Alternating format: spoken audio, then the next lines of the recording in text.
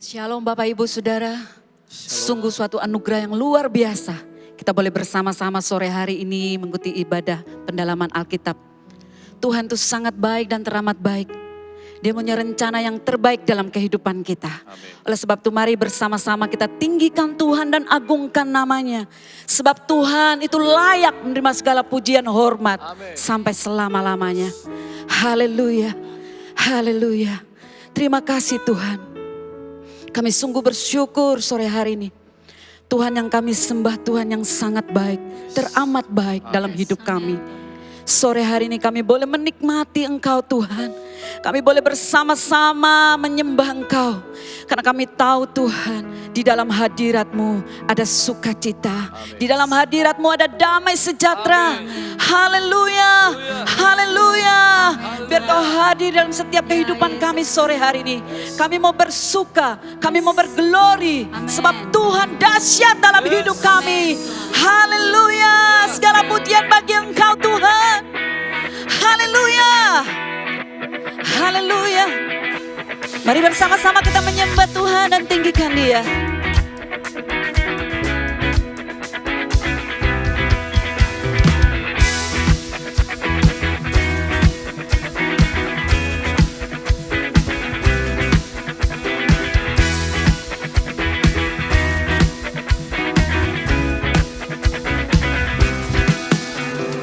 Tuhan Kau baik, kasih setiamu selamanya. Tuhan Kau baik, kasih setiamu selamanya. Tuhan Kau baik, Tuhan Kau baik, kasih setiamu selamanya. Tuhan Kau baik, Tuhan Kau baik, kasih setiamu selamanya. Setiap suku, kaum dan bahasa datang berkumpul dan menyembah-Mu. Ku sembah Kau.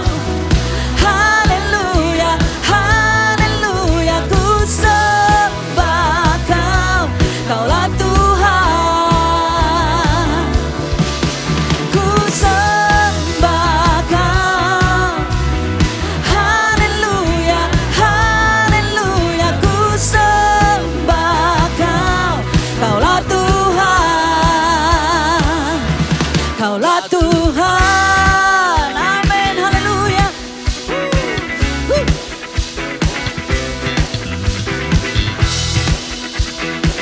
Mari lebih lagi tinggikan Tuhan. Tuhan Kau baik, kasih setiamu selamanya.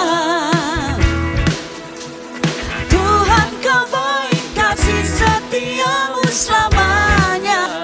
Tuhan Kau baik, Tuhan Kau baik, kasih setiamu selamanya. Tuhan Kau baik, kasih setiamu selamanya. Setiap suku, kaum dan bahasa datang berkumpul dan menyembah-Mu. Ku sembah Kau. Haleluya, haleluya. Ku sembah Kau. Kaulah Tuhan. Ku sembah Kau Tuhan. Ku sembah Kau. Haleluya, haleluya. Ku sembah Kau. Kaulah Tuhan.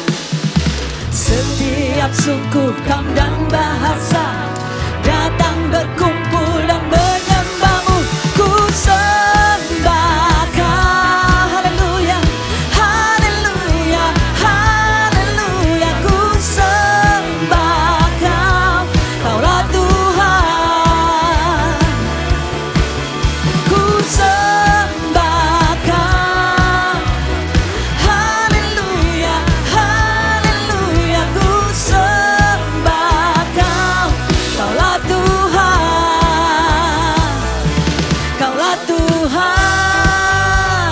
Mari sama-sama kita katakan. Di saat kita katakan Tuhan baik, maka kebaikan Tuhan terjadi dalam hidup kita. Amin.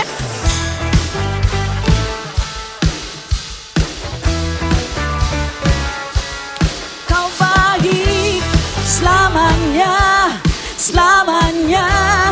Kau baik selamanya, selamanya. Kau baik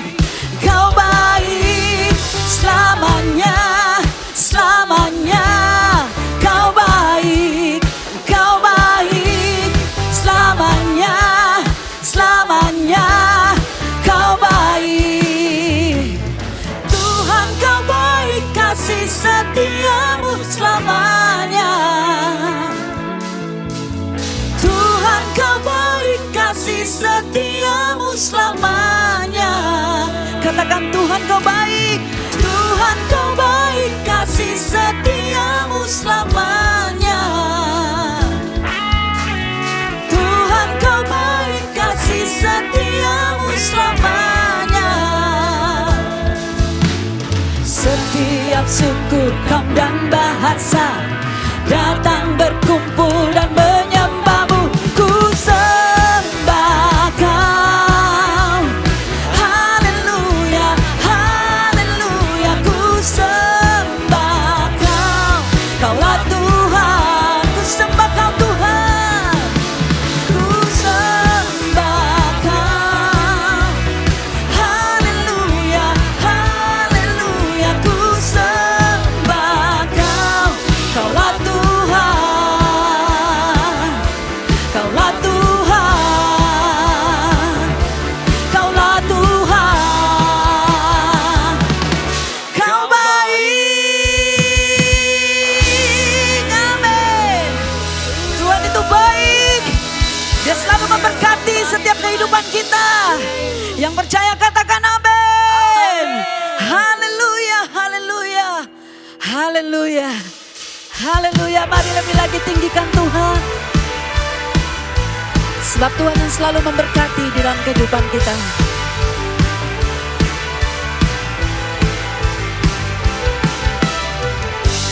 Kasih setiamu nyata bagiku,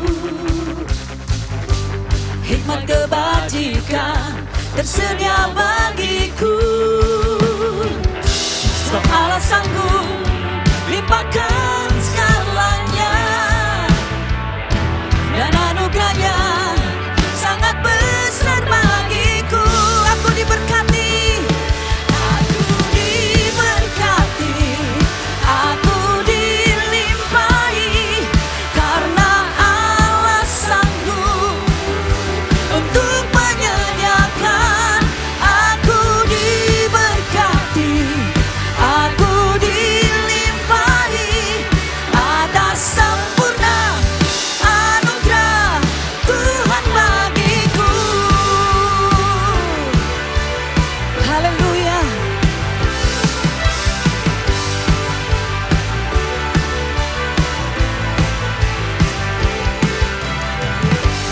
Kasih setiamu nyata bagiku, hikmat kebajikan tersedia bagiku. Sebab Allah sanggup limpahkan segalanya, dan anugerahnya sangat besar bagiku. Aku diberkati, aku dilimpahi, karena Allah sanggup untuk menyediakan. Aku diberkati, aku dilimpahi, atas sempurna anugerah Tuhan bagiku. Haleluya. Engkau baik Tuhan, berkat-Mu selalu baru setiap pagi dalam hidup kami. Engkau Allah yang sanggup melakukan perkara yang besar. Haleluya.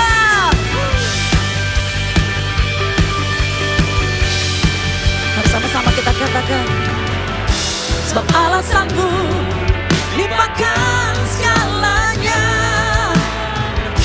dan anugerahnya sangat besar bagiku. Sebab Allah sanggup limpahkan segalanya,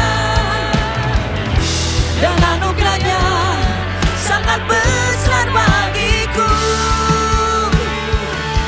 Aku diberkati, aku dilimpahi, karena Allah sanggup untuk menyediakan. Diberkati, aku dilimpahi, karena Allah sanggup untuk menyediakan. Aku diberkati, aku dilimpahi, karena sanggup anugerah Tuhan bagiku. Haleluya. Kau yang sanggup Tuhan memulihkan kami, Kau yang sanggup menyembuhkan, membebaskan kami. Haleluya. Biar berkat-Mu terus mengalir dalam hidup kami Tuhan. Semakin hari semakin luar biasa dalam hidup kami. Yes. Terima kasih Tuhan. Kebaikan-Mu, kemurahan-Mu selalu mengalir seterus dalam hidup kami. Amin. Di tengah situasi apapun Tuhan beserta kami. Haleluya. Kami mau bersyukur dan bersyukur. Berkat-Mu limpah Tuhan, terima kasih.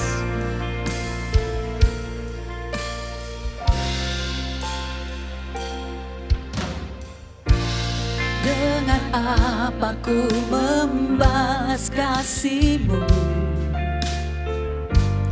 yang ku terima dari-Mu? Oh, dengan apa ku membalas cinta-Mu? Oh Yesusku, ku mau selalu bersyukur, selalu bersyukur.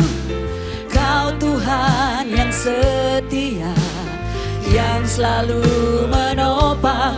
Ku mau selalu bersyukur, selalu bersyukur. Kau Bapakku yang setia.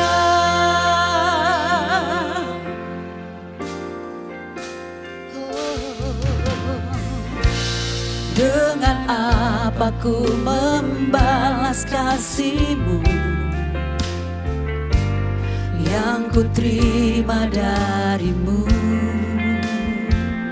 Oh, dengan apa ku membalas cinta-Mu? Oh Yesusku, ku mau selalu bersyukur, selalu bersyukur. Kau Tuhan yang setia, yang selalu menopang. Ku mau selalu bersyukur, selalu bersyukur. Kau Bapakku yang setia. Ku mau selalu bersyukur, selalu bersyukur. Kau Tuhan yang setia, yang selalu menopang. Ku mau selalu bersyukur, selalu bersyukur. Kau Bapakku yang setia. Ku mau selalu bersyukur, haleluya. Ku mau selalu bersyukur, selalu bersyukur. Kau Tuhan yang setia, yang selalu menopang. Ku mau selalu bersyukur,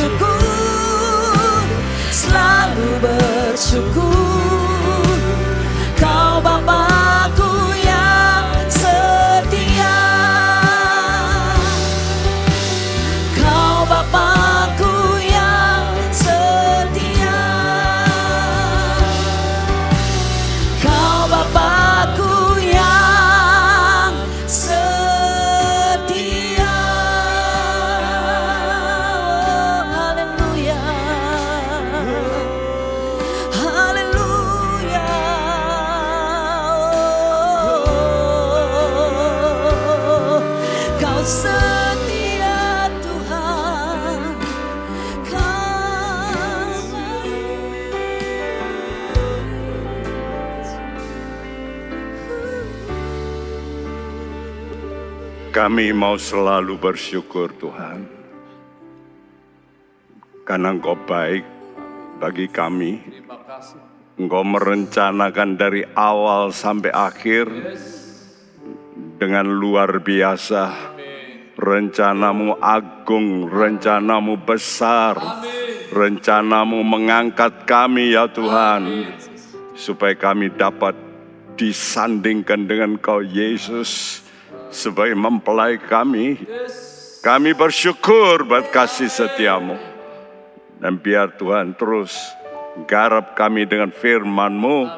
Dan biar kami juga akan berusaha untuk menyenangkan, berkenan di hadapan Tuhan.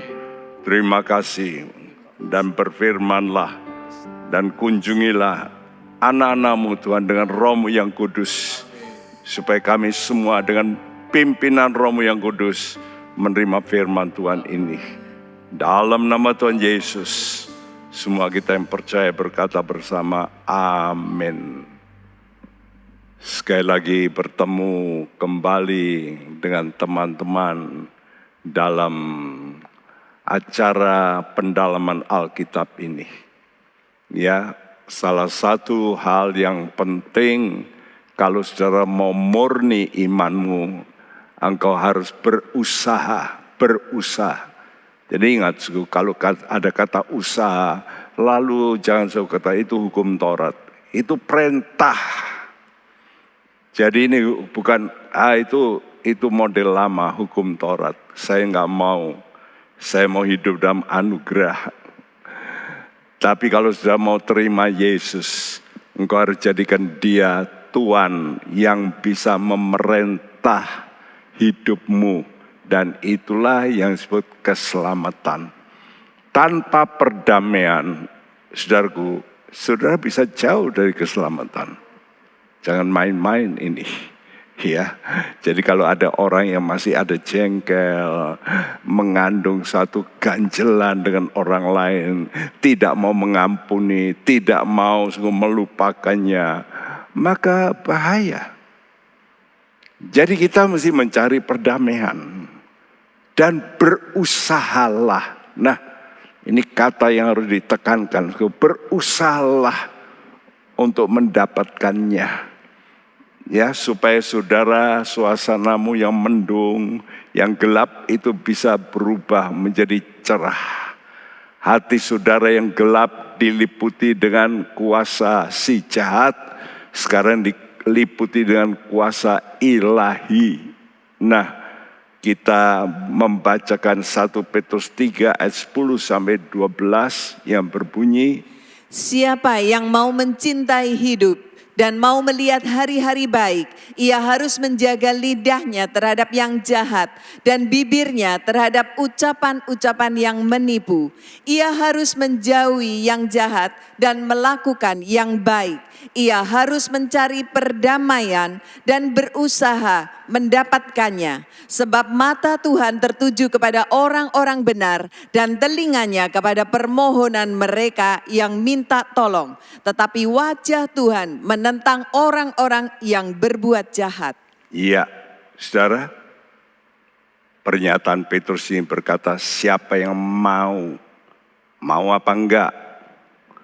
Mau apa enggak menuruti perintah Tuhan? Siapa yang mau apa? Mencintai hidup. Bukankah tujuan kita ibadah menjadi orang percaya adalah justru untuk hal terpenting ini, yaitu mencintai hidup. Hidup kekal tentunya. Dan mau, sekali lagi mau, diulangi, mau apa enggak?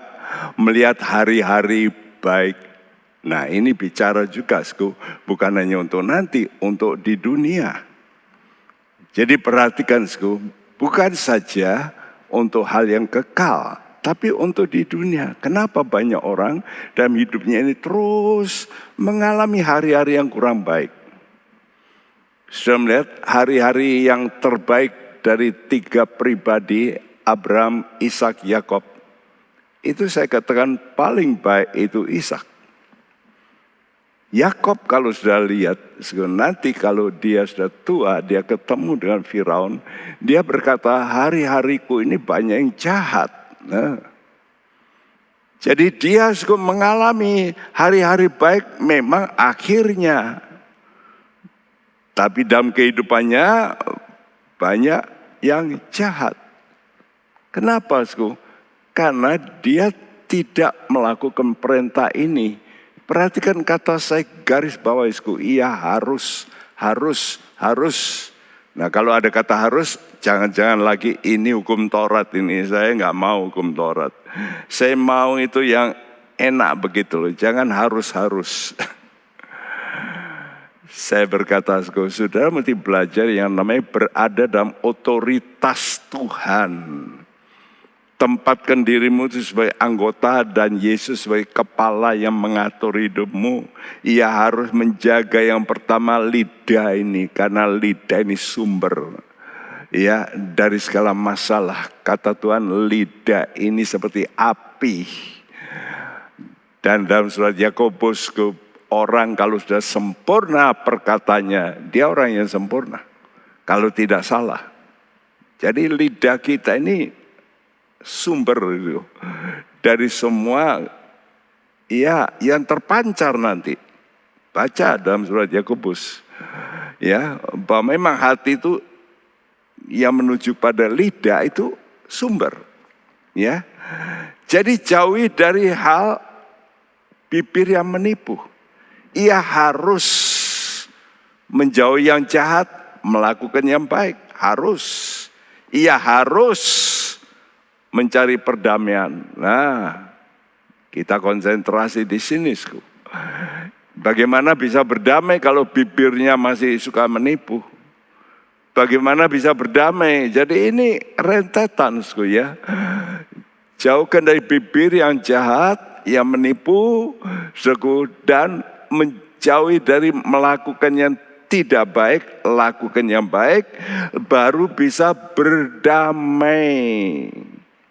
Mengapa? Sebab pertama, mata Tuhan, mata tertuju pada orang benar, telinga tertuju kepada doa orang benar, ya.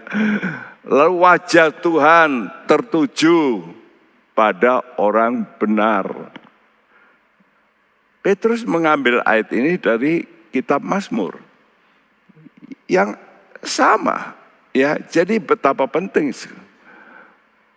Kalau Anda mau supaya hidupmu ini terkontrol dengan baik, supaya saudara bisa diproteksi dari semua yang namanya si jahat, karena kita nggak bisa melihat si jahat, Allah melihat, ya. Karena itu Allah pun melihat Ayub ini terus dikelilingi si jahat, tapi Ayub nggak ngerti, ya, bahwa setan ini terus mengitari dia, beredar-edar. Jadi Allah itu melihat, Allah mendengar, lalu wajah Tuhan itu juga ditujukan. Jadi bagian paling penting bukan kepala ini, mata, ya, telinga, dan wajah. Ini semua di kepala. Nah, bagi mereka yang menjaga, pertama lidah, ya, lidah kita mesti berkata benar. Perbuatan kita mesti berbuatlah yang baik. Lalu yang ketiga, berdamailah, ya, dengan sesama kita. Maka ada kepastian, mata, telinga, wajah tertuju pada mereka. Apa artinya? Artinya hidupmu berada dalam providensia Allah. Ya, providensia Allah. Sebetulnya kata providensia ini juga dari kata provide. Provide itu menyiapkan. Jadi Allah itu akan menyiapkan apa-apa yang engkau butuhkan dalam hidupmu. Nah, salah satu keunikan manusia ciptaannya memang, yaitu kita mempunyai kehendak bebas. Karena Allah mau saudara dicipta serupa dengan Dia. Punya kebebasan, tapi tidak sembrono. Ya. Bebas, tapi bebas ini untuk memilih. Mau apa enggak mau tunduk kepada Allah pencipta. Kepada Bapa. Nah, Bapa di sorga ini sudah menetapkan waktu Yesus sudah betul-betul mengikuti perintah dari Bapa untuk menjadi manusia, menjadi teladan, menjadi contoh. Waktu dia naik ke sorga, baru Kisah Rasul 2 ayat 36 ini baru diketengahkan. Ya, jadi sebelum itu tidak. Kenapa? Karena Tuhan memberi contoh lebih dulu. Nih loh, ada manusia yang bisa harus melakukan ini seperti Yesus. Ini bisa kalau ini kata-katanya. Jadi seluruh kaum Israel harus tahu dengan pasti bahwa Allah telah membuat Yesus yang kamu salibkan itu menjadi Tuhan dan Kristus. Iya. Jadi seluruh Israel harus tahu dengan pasti Allah membuat Yesus yang kamu salibkan menjadi Tuhan dan Kristus. Ini sangat penting. Banyak orang suka yang di tengah Yesus. Namanya Tuhan Yesus Kristus. Namanya itu sebetulnya Yesus, hanya Yesus. Tapi ini Tuhan ini posisi. Kristus posisi. Ya. Banyak orang hanya mau menjadikan Yesus Savior, penyelamat. Makanya banyak orang berpikir, saya terima keselamatan. Tapi saya tidak mau diatur Tuhan. Nah, ini mana bisa? Karena itu saya bertemu dengan orang-orang hamba-hamba Tuhan yang kebingungan tentang pengajaran hyper grace. Saya berkata, gampang. Kenapa mesti Jadi harus dibedakan antara keselamatan itu jangan dianggap sebagai paket yang Tuhan beri, anugerah. Anugerah itu apa? Ini loh yang harus diketahui, anugerah itu Tuhan Yesus. Bukan keselamatannya. Anugerahnya itu Tuhan Yesus, Sang Penyelamat, yang mau dijadikan Tuhan atas hidupmu supaya kamu selamat. Yakob ini belum tahu tentang nama Tuhan Yesus. Dia tidak kenal. Namun dia mendapat pengertian tentang Allah. Kenapa? Karena dia mau melakukan. Ingat. Jadi jangan selalu pikir, kami ini orang-orang sekarang ini lebih kenal Tuhan daripada orang-orang zaman dulu. No. Ya. Jangan kita merasa, ya kita mendapat wahyu yang lebih banyak. Bukan berarti lalu kita lebih kenal Tuhan lebih banyak. Tidak. Kenapa? Kenal Tuhan itu bukan oleh karena saudara membaca, mengerti. Bukan. Mengenal Tuhan itu karena saudara melakukan. Bukan mengerti, melakukan. Yohanes 7 ayat 16 dan 17. Jawab Yesus kepada mereka, ajaranku tidak berasal dari diriku sendiri, tetapi dari Dia yang telah mengutus aku. Barang siapa mau melakukan kehendaknya, ia akan tahu entah ajaranku ini berasal dari Allah, entah aku berkata-kata dari diriku sendiri. Nah, sekali lagi Tuhan memberi kebebasan. Mau apa enggak mau? Barang siapa mau melakukan kehendaknya, kehendak Bapa, ia akan tahu. Dipakai kata ginosko itu tahu yang mutlak. Tahu ajaranku ini dari Allah atau bukan. Kalau engkau melakukan baru, iya ini betul, ini Yesus ini Allah. Sekarang ini banyak masih di pertentangan, bahkan banyak hamba Tuhan juga kebingungan. Karena ditantang, mana ada di Alkitab Yesus itu berkata, aku Allah. Selalu dia berkata, anak Allah, bukan Allah. Ya, saudara, sebetulnya itu kan istilah saja. Anak itu keluar dari kedudukannya. Nah di sini, entah ajaranku ini dari Allah atau aku hanya manusia yang berkata dari diriku sendiri.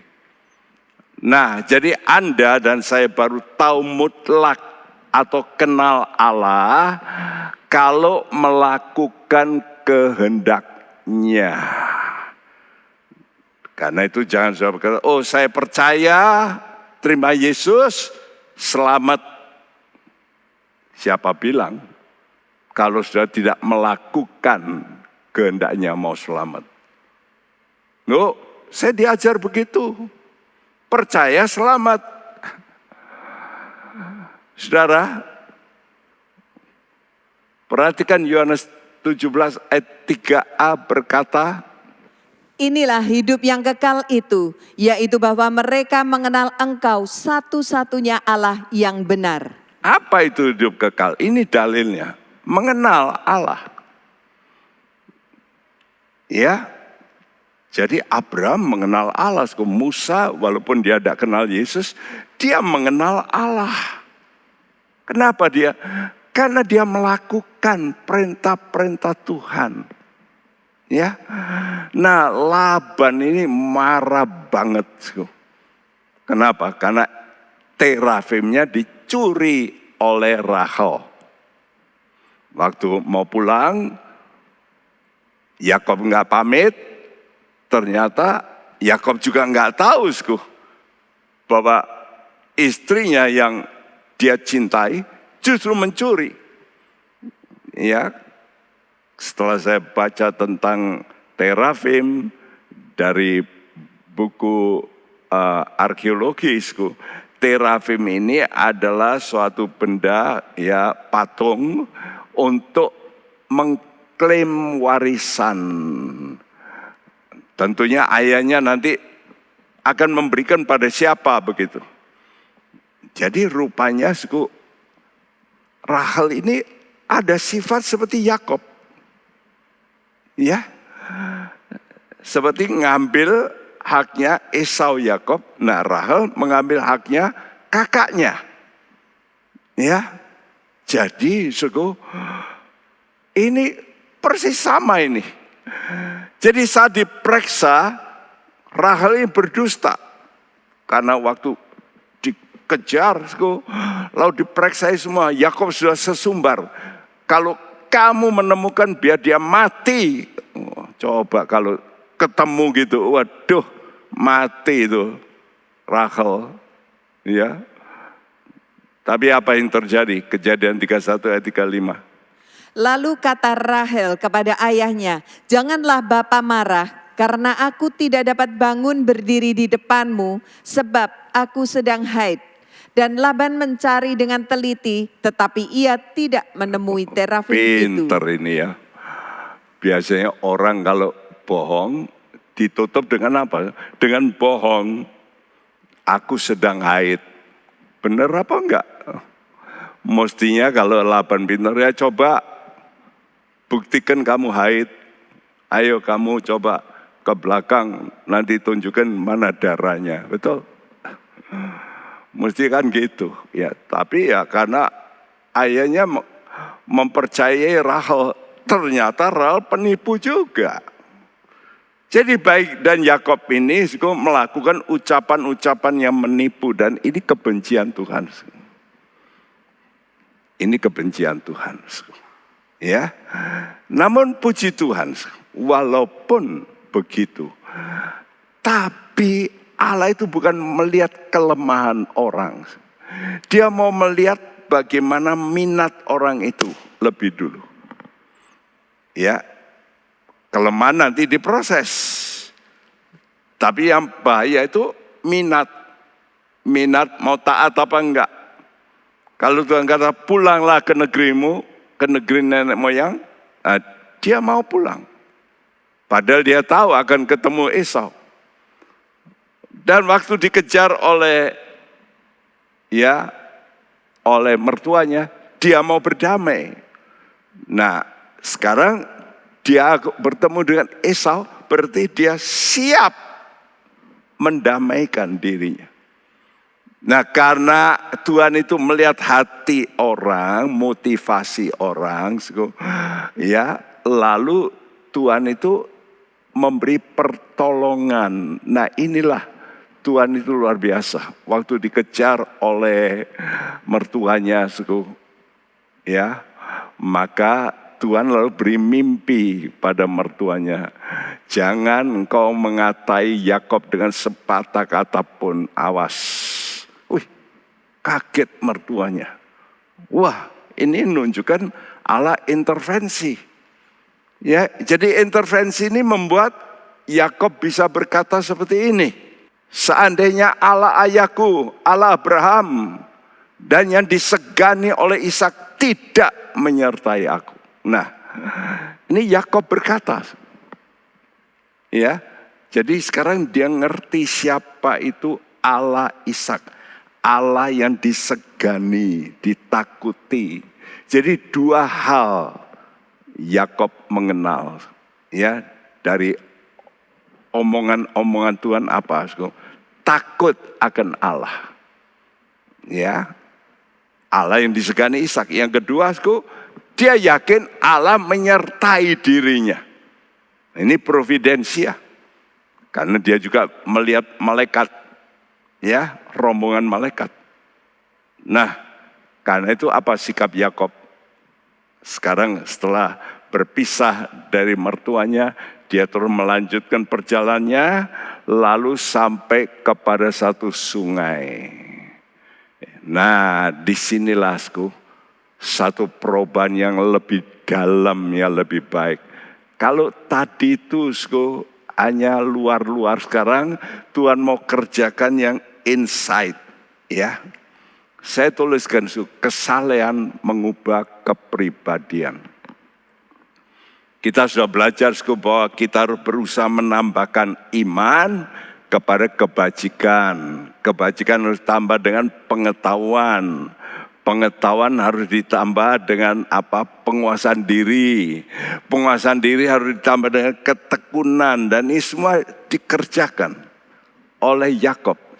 Dia menguasai diri, kenapa? Karena dia ditipu berulang-ulang oleh mertuanya. Dia tetap bekerja dengan baik.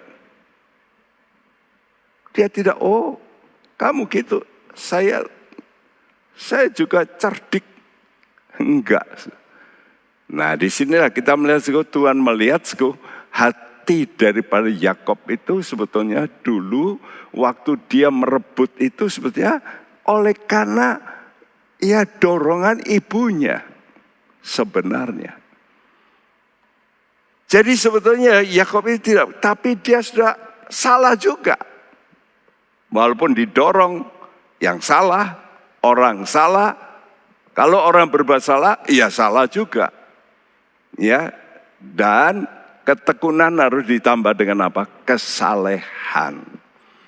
Karena kesalehan inilah yang akan menopang ketekunan kita.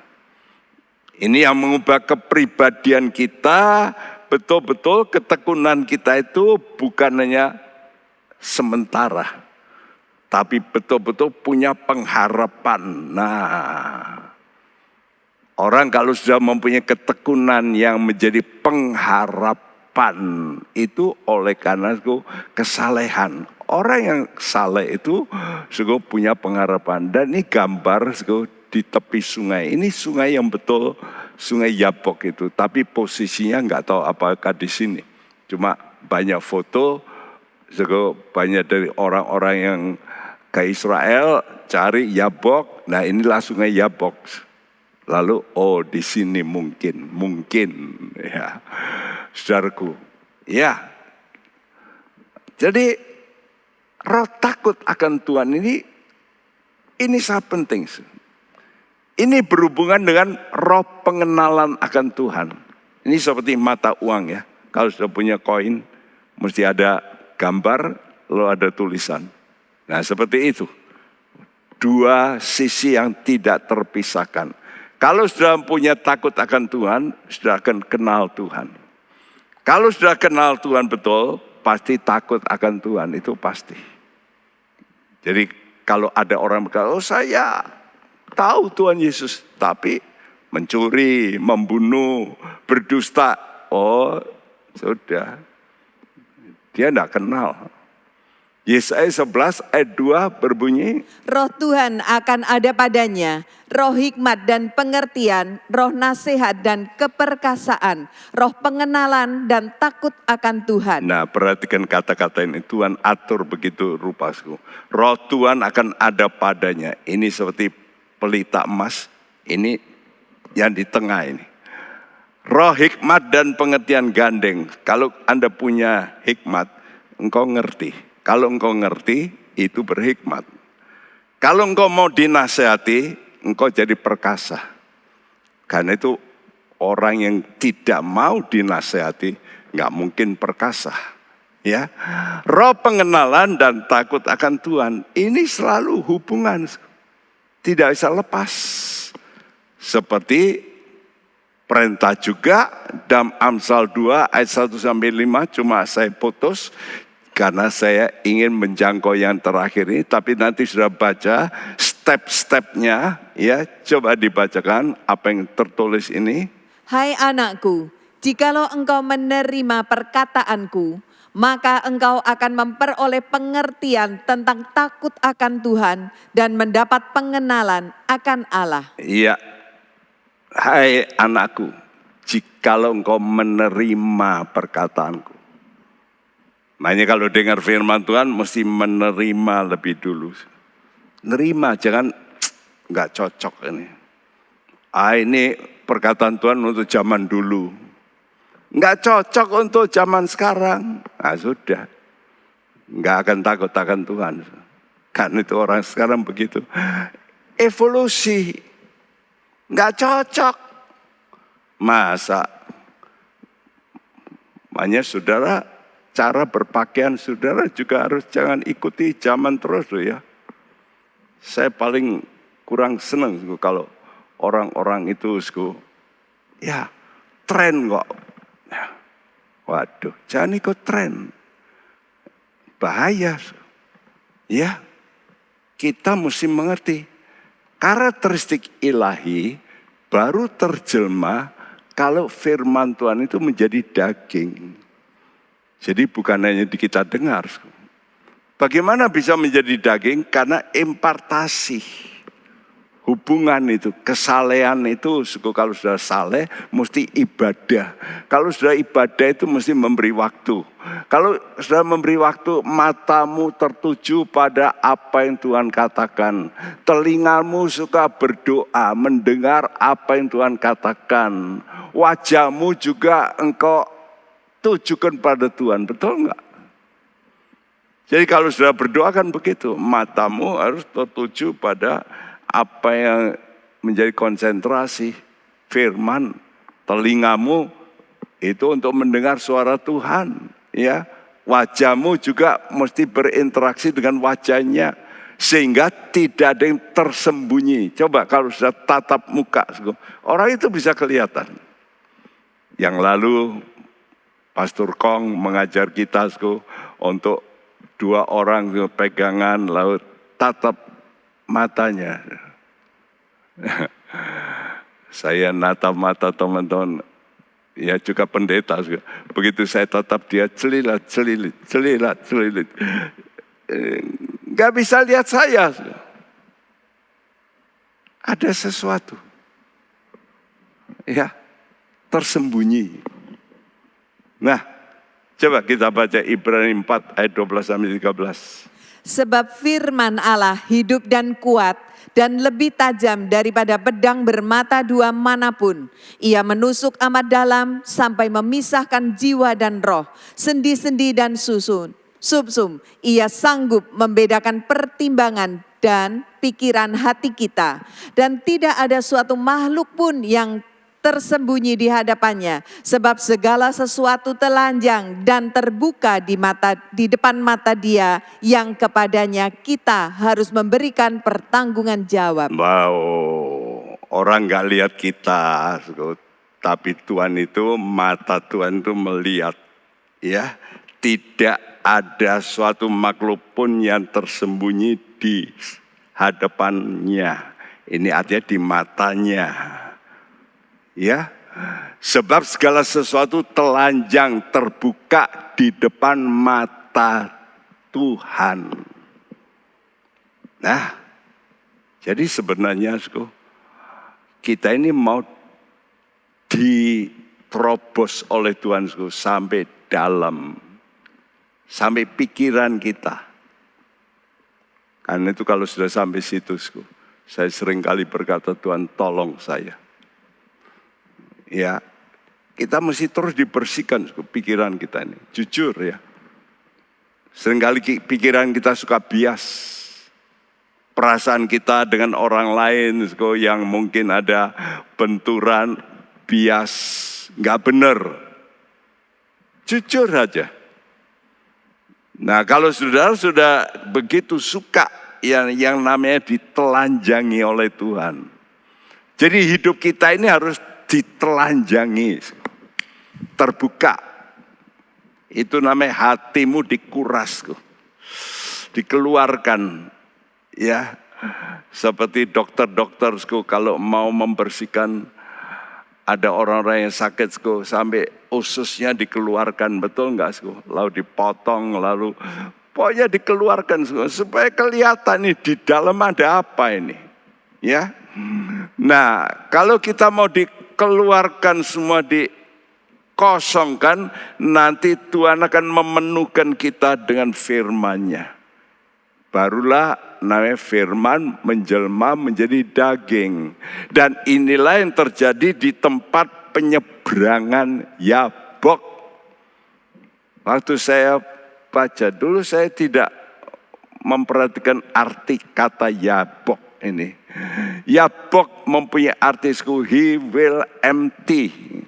Dia, Tuhan akan membuat kita kosong. Telanjang, terbuka. Untuk apa, Untuk kita ini bisa di-switch, diseberangkan ke daerah di mana semuanya diteliti oleh Tuhan. Jadi kalau kita sekarang sudah tahu, kita mau masuk, misalnya sekarang orang bawa narkoba, betul nggak? Sudah masuk ke airport, wah lain sudah, betul nggak? Itu ada alat-alat yang bisa memantau. Ya, truk-truk di perbatasan antara negara-negara di Eropa, itu ternyata truknya itu betul-betul dilas ya, ditutup besi.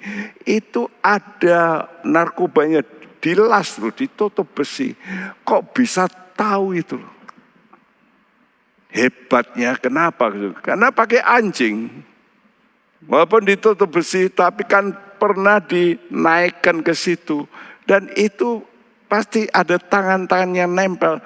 Itu anjing bisa membawa bar. Walaupun ini semua sudah ditutup, dilas. Jadi Tuhan itu betul-betul mau menguras kita.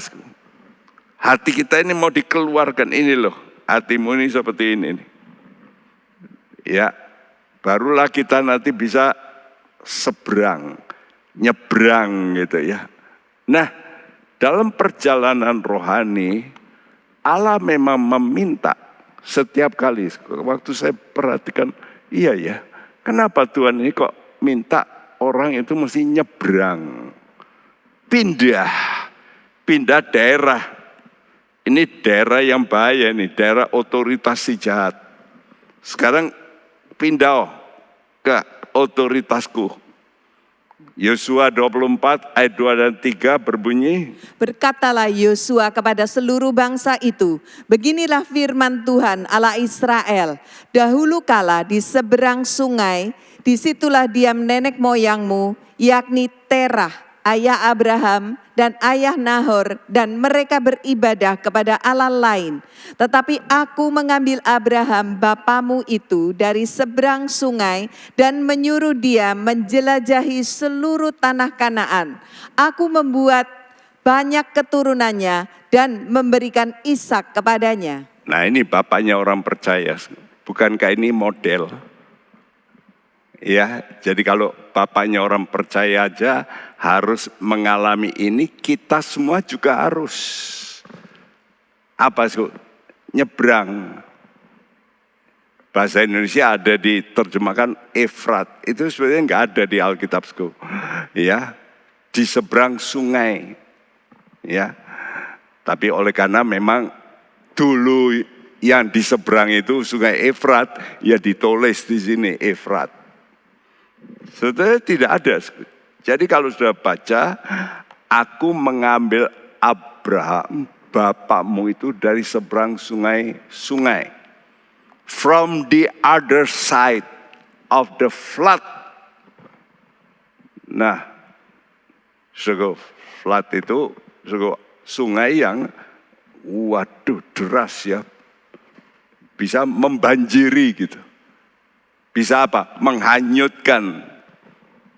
Jadi aku keluarkan dari sungai yang bisa menghanyutkan kamu. Menyuruh kamu menjelajahi seluruh tanah Kanaan, tanah perjanjian. Dan aku membuat engkau jadi banyak keturunanmu nanti. Dan memberikan Ishak. Nah, aneh, kata seberang itu dari kata Ibrani eber. Yang mempunyai arti dari satu sisi ke sisi lain. Jadi ke arah yang berlawanan, mesti opposite.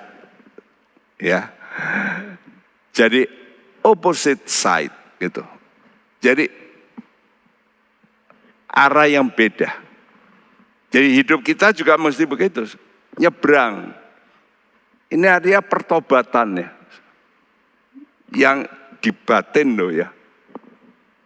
Nah Yakob itu ngalami di sini, di sungai Yabok ini. Ya. Nah, dari kata Eber ini muncul kata Ibrani. Mana Hebrew. Ya. Itu ada Ebernya itu. Hebrew, Ibrani. Abram orang Ibrani. Nanti sudah baca dalam Kejadian 14 ayat 13. Artinya orang seberang. Jadi sebetulnya orang ini dulu di sana tapi nyebrang. Orang seberang. Nah kita ini juga begitu. Kita disebut oleh Tuhan apa? Eklesia. Gereja itu dari bahasa Yunaninya berarti eklesia itu yang dipanggil keluar. Kita mesti keluar. Ayo nyebrang. Jangan tinggal di daerah duniawi. Kamu mesti nyebrang. Sama dengan umat Israel. Dipanggil keluar dari mana? Mesir. Betul? Nah, kemana? Masuk tanah perjanjian. Sama seperti Abraham bukan? Nyebrang. Nyebrang apa? Sungai Yordan. Nah, kalau Yakob nyebrangi Yabok. Bapak Abraham sungai Efrat.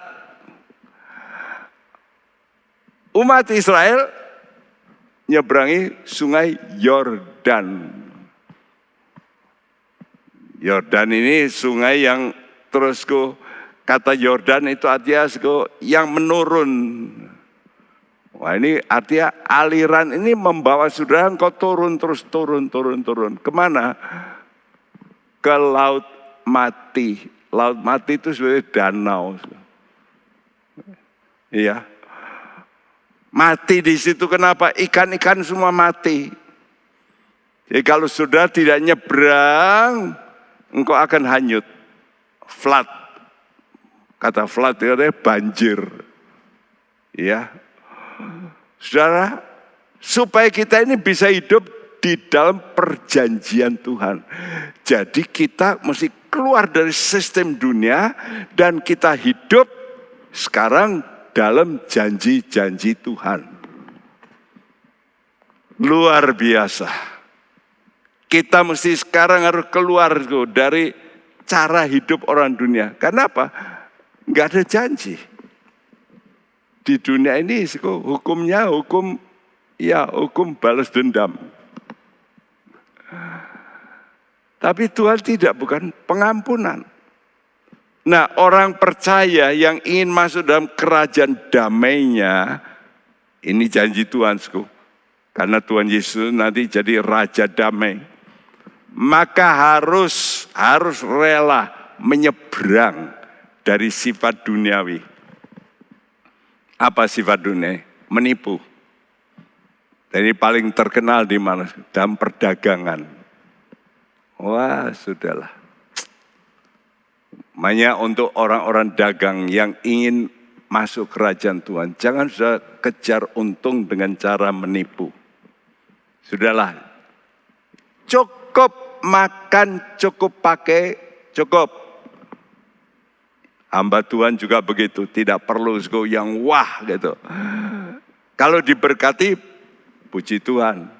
Tapi jangan dengan cara menipu. Mungkin sudah berkata, Pak Bekti ini masa hamba Tuhan menipu? Loh. Saya dengar dari hamba Tuhan yang lain berkata, dia diceritai oleh konglomerat, dia berkata, saya ini didatangi, aduh ternyata menipu, waduh. Saya dulu juga hampir tertipu, bukan hampir tertipu, tidak mau ditipu. Ikuti persekutuan hamba Tuhan sedunia di Korea. Ketemulah pendeta-pendeta saling bagi kartu. Ada orang Nigeria kasih saya kartu dan saya kasih dia. Setelah lewat beberapa saat dia kirim surat. Saya punya harta karun, Pak. Nah ini kalau saya harus lebih dulu harus saya kirim ke luar negeri. Cuci uang. Dia janjikan, nanti Bapak akan dapat $1 juta. Coba. Kalau sudah diiming-iming $1 juta gimana? Saya terima suratnya, saya robek. Kalau saya simpen nanti bisa mengganggu. Ini mau menjerat saya soal duit, ngapain gitu? Jadi kita mesti keluar dari sifat duniawi, menipu, berbuat jahat, tidak suka damai, dan kita mesti hidup dalam kebenaran Tuhan. Supaya kita menjadi manusia Allah, bukan lagi manusia duniawi. Paulus secara tegas berkata pada Timotius, "Hai kamu manusia Allah, man of God." Dan ini betul, Yakob nanti akan diubah menjadi Israel. Nah itulah manusia Allah. Ya kita juga akan diubah menjadi apa? Israel rohani. Bukan jasmani, tapi rohani. Caranya bagaimana? Galatia 2 ayat 19 sampai 20 berbunyi. Sebab aku telah mati oleh hukum Taurat, untuk hukum Taurat, supaya aku hidup untuk Allah. Aku telah disalibkan dengan Kristus, namun aku hidup. Tetapi bukan lagi aku sendiri yang hidup, melainkan Kristus yang hidup di dalam aku. Dan hidupku yang kuhidupi sekarang di dalam daging adalah hidup oleh iman Anak Allah yang telah mengasihi aku dan menyerahkan dirinya untuk aku. Ya, aku telah disalibkan. Nah ini loh. Jadi manusia duniawi kita ini mesti disalibkan. Ya ini manusia biologis. Kita semua begitu lahir sudah membawa dosa. Walaupun belum berbuat dosa. Ya karena kita ini sudah dalam garis keturunan Adam yang berdosa. Kita mesti tahu mematikan daging kita ini. Sehingga bukan lagi aku sendiri yang hidup, melainkan Kristus yang hidup. Di firman-Nya ini harus menguasai, harus jadi Tuhan. Ya, dan hidupku yang kuhidupi sekarang di dalam daging adalah hidup oleh iman anak Allah. Sayang bahasa Indonesia selalu diganti oleh iman dalam anak Allah. Sebetulnya bukan begitu. Kita hidup oleh iman anak Allah. Nanti jangan so, apa tidak terlalu dibombastis. GR, gede rumongso. Masa kita punya iman anak Allah? Ya mungkin tidak seperti Yesus punya karunia yang begitu banyak. Tapi apa iman anak Allah itu? Iman anak Allah itu bicara tentang iman, mati dan bangkit. Itu iman anak Allah. Jangan salah. Ya, sudah mesti percaya ini. Jadi memang dalam mengusahakan perdamaian, kita harus bertindak seperti Yakob. Usaha semaksimal secara manusiawi. Misalnya saudara pernah nyakitkan hati orang, merugikan saudara, pernah menipu orang. Sekarang mau gimana? Mau berdamai. Ya mesti yang pertama dengan kata-kata yang merendah. Seperti yang dikatakan oleh Yakob melalui suruhannya. Beginilah kata hambamu. Dia sudah begitu ngomong hamba ini loh. Jadi dia sudah mengangkat Esau sebagai Tuhan. Aku hamba. Beginilah kata hambamu. Supaya aku mendapat kasihmu. Wah, ini merendah, betul enggak? Minta-minta ini. Mau berdamai tapi sikapnya seperti bos. Ya enggak bisa. Pada posisi yang salah tetap mau merasa seperti bos. Ini banyak orang begitu. Enggak bisa menghilangkan. Lalu apa? Yakob memberikan persembahan-persembahan. Diambilnya dari apa yang ada padanya. Apa yang ada padanya loh ya. Suatu persembahan untuk Esau. Jumlahnya cukup banyak. Nanti saya hitung itu. Jumlah yang besar. Nah inilah yang ditegur oleh Nathan kepada Daud. Kamu ini, ada orang punya kambing satu, domba. Lalu kamu ada tamu. Kamu ambil kambing orang itu yang miskin itu, kamu potong untuk tamumu. Memberikan apa yang ada. Jadi coba ya lakukan ini, memang ini secara manusiawi. Tapi perhatikan bukan jaminan perdamaian. Tapi sudah melakukan yang the best. Do your best. And God will do the rest. Nah apa yang dilakukan oleh Tuhan? Ini yang harus kita tetapkan ya. Jadi untuk modal berdamai itu bukan semata-mata pakai akal pandai manusia. Yakob mengatur hamba-hambanya mendahului bertemu Esau. Bahkan istrinya yang paling disayang ditaruh di belakang. Tapi Lea budak-budak taruh depan dan dia di belakang. Ini dulu ya Yakob sebelum ngalami yang namanya diabok itu. Kejadian 32 ayat 20 dan 21. Dan kamu harus mengatakan juga, hambamu Yakub sendiri ada di belakang kami. Sebab pikir Yakub, baiklah aku mendamaikan hatinya dengan persembahan yang diantarkan lebih dahulu. Kemudian barulah aku akan melihat mukanya. Mungkin ia akan menerima aku dengan baik. Jadi persembahan itu diantarkan lebih dahulu, tetapi ia sendiri bermalam pada malam itu di tempat perkemahannya. Hambamu sendiri ada di belakang. Dia sampaikan berita itu. Sebab pikir Yakob. Nah, ini pikir logika manusiawi. Baiklah aku mendamaikan hatinya. Bisa enggak? Ini masih kekuatan diri. Memang kalau kita pakai otak sendiri, masih kekuatan sendiri. Baiklah aku mendamaikan hatinya dengan persembahan. Kalau hanya itu, pasti gagal. Kalau enggak Tuhan turut campur.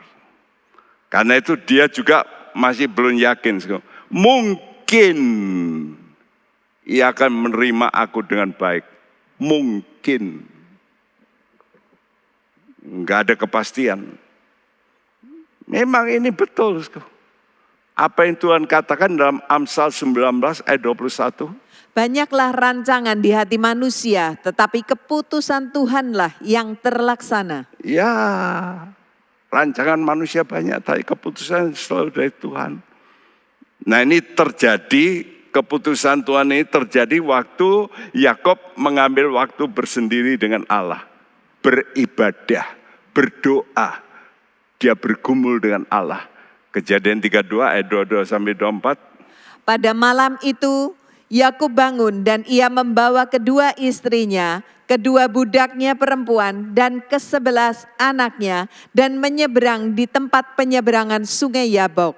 Sesudah ia menyeberangkan mereka, ia menyeberangkan juga segala miliknya. Lalu tinggallah Yakub seorang diri. Dan seorang laki-laki bergulat dengan dia sampai fajar menyingsing. Seorang laki-laki itu siapa? Itu Tuhan Yesus sendiri.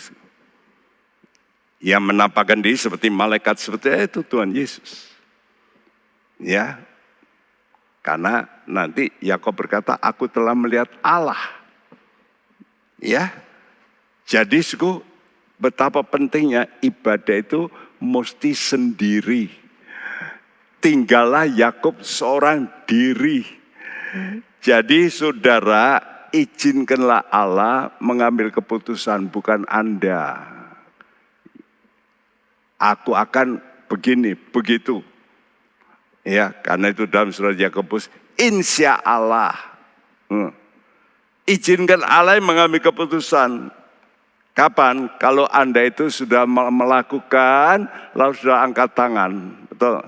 Tuhan, aku enggak ngerti, mungkin tapi aku enggak tahu pasti. Tapi kalau aku angkat tangan, engkau pasti turun tangan. Engkau yang membuat aku bisa menang. Karena itu Yakob dikatakan Tuhan menang. Kapan? Justru saat kakinya bergulat dengan Tuhan, pangkal paha ini terpelecok. Itu artinya keluar, out of joint. Coba dibacakan. Kejadian 32 ayat 25, 26.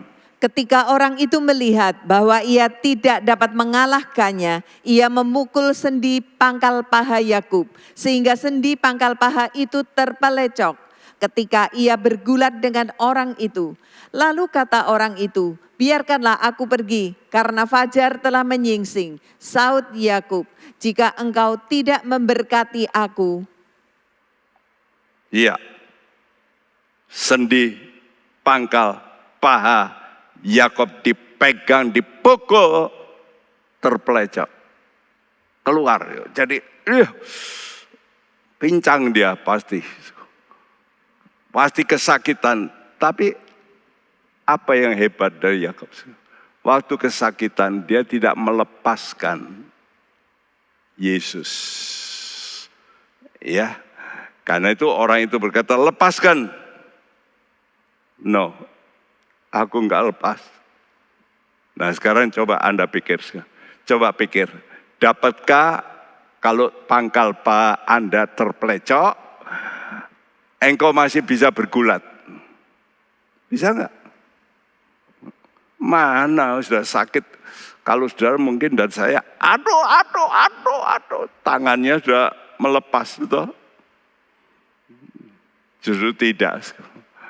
Waktu dia kesakitan, dia rangkul orang itu.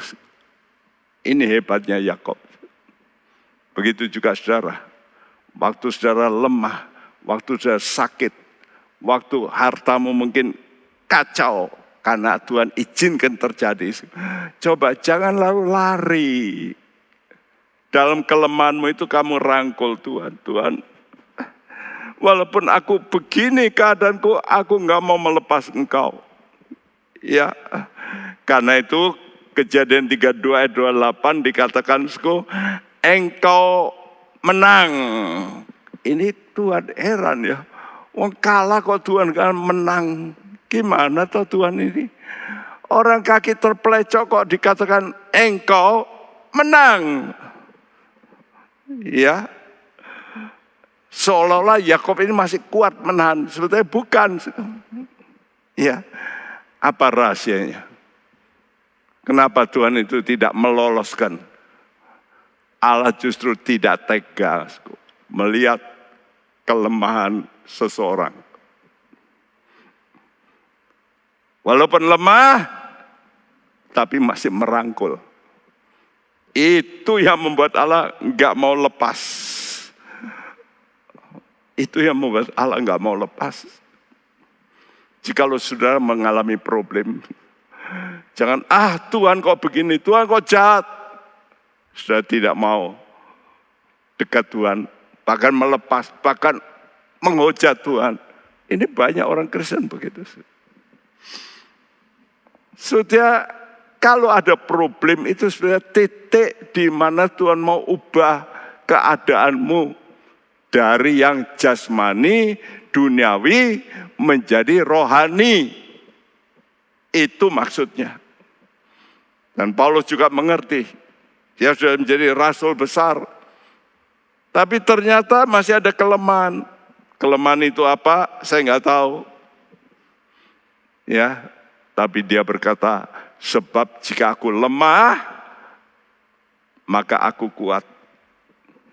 Kenapa? Karena kalau sudah lemah, sudah itu merangkul Tuhan lebih erat. Banyak orang ada masalah, marah-marah dengan Tuhan, maki-maki, bahkan menghujat Tuhan, apa-apaan Tuhan ini.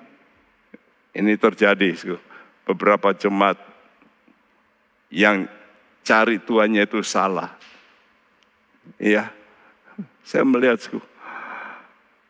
Nah, ini terjadi, ya, karena itu kita mesti hati-hati. Waktu engkau mengalami masalah, waktu engkau sakit, waktu hartamu mungkin mengalami ludes seperti Ayub. Ya, Ayub tidak mau melepas Tuhan. Walaupun kata-katanya kasar dengan Tuhan. Tapi dia tidak mau melepas. No. Tidak. Dia tidak mau melepas Tuhan. Ini harus kita ikuti. Begitu Yakob. Tuhan kata, lepaskan aku. Tidak. Berkati aku lebih dulu. Mari kita juga minta begitu, Tuhan. Berkati saya. Saya butuh kekuatan. Saya salah. Tapi ubah hidupku. Angkat hidupku, Tuhan. Saat aku lemah ini. Mari kita datang pada Tuhan. Kita nyanyikan pujian ini.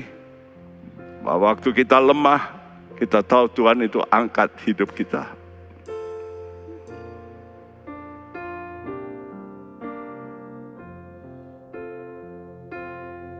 Saat ku lemah, Kau angkat hidupku. Saat ku jatuh, Kau topang tanganku. Kau penolongku yang setia, ku percaya padamu. Juru selamatku, tempat pengharapanku. Saat ku lemah, Kau angkat hidupku. Saat ku jatuh, Kau topang tanganku. Yes Tuhan, Kau penolongku yang setia, ku percaya padamu. Juru selamatku, tempat pengharapanku. Aku percaya janji-Mu ya dan amin. kasih-Mu Tuhan Kasih-Mu setia di dalam hidupku. Oh, aku percaya anugerah-Mu besar, lebih dari semua. Mari kita mau berdiri. Katakan Tuhan, saat ku lemah, Kau angkat hidupku. Tuhan angkat hati anak-anak-Mu lebih dulu. Saat ku jatuh, Kau topang tangan. Topang mereka Tuhan. Kau penolongku yang setia, ku percaya padamu. Katakan pada Tuhan, Juru Selamat. Selamatku, tempat pengharapanku. Aku percaya janji-Mu ya dan amin. kasih-Mu setia di dalam hidupku. Oh, percaya anugerah-Mu besar, lebih dari semua yang dapat ku pinta. Aku percaya janji-Mu ya dan amin. Kasih-Mu setia di dalam hidupku. Aku percaya anugerah-Mu besar, lebih dari semua yang dapat ku pinta. serukan, aku percaya Janji-Mu ya dan amin. Kasih-Mu setia yes Tuhan. di dalam hidupku. Aku percaya anugerah-Mu besar, lebih dari semua yang dapat ku pinta. Lebih dari semua yang dapat ku pinta. Lebih dari semua yang dapat ku pinta.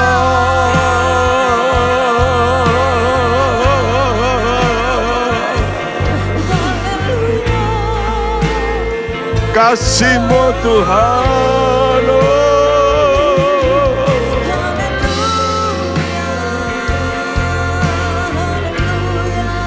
angkat hati kami.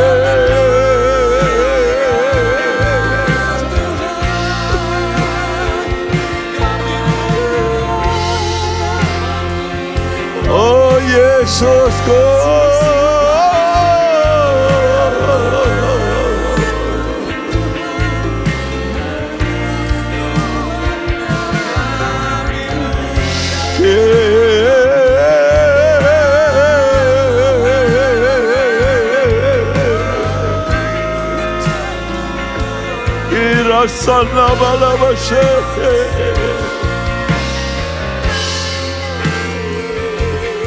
Jesus, Jesus.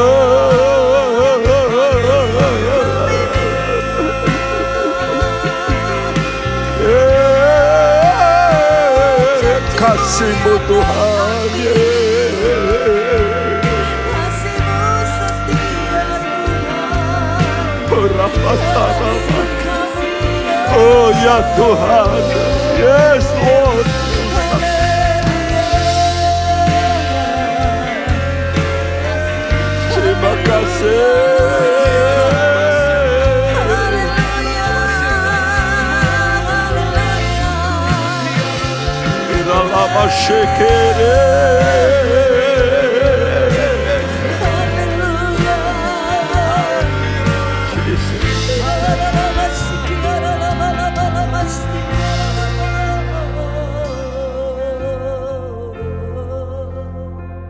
Engkau Allah yang mengasihi kami. Bahkan dalam kelemahan-kelemahan kami, Engkau tidak memfokuskan matamu untuk melihat kesalahan kami, kegagalan kami. Tapi Engkau melihat niat hati kami, motivasi hati kami. Apakah kami mau melakukan kehendak-Mu? Tuhan, tolonglah akan diri kami, hamba-Mu, jemaat-Mu yang memang penuh dengan kelemahan. Kami masih manusiawi. Kami punya tubuh dosa, bahkan tubuh maut. Kami butuh pertolongan-Mu, ya Juru Selamat kami. Ya Roh Kudus, bantu kami. Bantu anak-anak-Mu Tuhan, supaya mereka tahu Tuhan tidak ingin Tuhan supaya kami gagal, tapi supaya kami berubah. Kami diubahkan oleh kekuatan-Mu Tuhan, oleh tangan-Mu yang mau mengangkat kami, yang mau menopang kami. Kami bersyukur buat kasih setia-Mu. Tuhan, Kau tolong semua anak-anak-Mu yang sekarang mungkin ada dalam masalah ekonomi yang berat. Tuhan, biar mereka berkata, aku mau balik pada Tuhan. Aku tidak mau melepas Tuhan. Aku hanya minta belas kasihan Tuhan, supaya Tuhan pulihkan ekonomiku. Bagi Anda yang sakit, engkau jangan melepas Tuhan. Tapi engkau berkata, Tuhan, pulihkan saya. Saya mau memberikan hidupku, dedikasikan hidupku lebih baik lagi.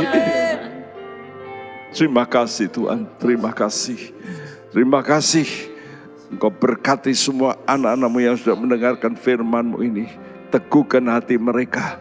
Berkati pemerintahan kami, Tuhan, dengan berkat yang tidak kami duga-duga Tuhan. Beri hikmat akal budi pada para pimpinan khususnya presiden kami Tuhan. Terima kasih. Dan kami ingin menerima berkat-Mu. Kami tadakan tangan kami. Saudaraku, terimalah berkat daripada Allah Bapa kita, dari Tuhan kita Yesus Kristus, dan persekutuan Roh Kudus. Tuhan memberkati engkau dan melindungi engkau. Tuhan menyinari engkau dengan wajah-Nya dan memberi engkau kasih karunia. Tuhan menghadapkan wajah-Nya padamu dan memberikan engkau damai sejahtera. Mulai sekarang sampai Maranatha Dia datang kembali. Siap kita yang percaya berkata bersama, amin. Tuhan memberkati Anda semua. Amin. Hai Inspiration People, jangan lupa untuk mengikuti iGen Online Service setiap Sabtu jam 5 sore di YouTube channel Generasi Inspirasi. God bless. Shalom adik-adik, untuk minggu ini ibadah anak nambah melalui Zoom diadakan 2 kali. Pukul 8.30 untuk anak-anak belum sekolah sampai kelas 3 SD dan pukul 9.30 untuk anak-anak kelas 4 sampai 6 SD. Yuk gabung, ajak saudara dan teman-teman untuk beribadah. God bless you. Penyaluran kolekte maupun persembahan lainnya dapat dilakukan melalui transfer ke nomor rekening gereja dengan nomor 009 707 2071 atas nama Megawati dan Lee Irwande atau dengan scan QR Code berikut ini. Bagi jemaat Tuhan yang rindu mendapatkan informasi seputar kegiatan gereja, renungan harian, dan lain-lain melalui WhatsApp gereja, Anda dapat mendaftar dengan cara ketik BC spasi on dan mengirimkan ke WA gereja dengan nomor 0815 7802 2000. Untuk mengikuti ibadah offline di gereja, jemaat dapat mendaftarkan diri di link berikut ini. Silahkan mengisi data diri dan mengikuti protokol yang sudah ditentukan.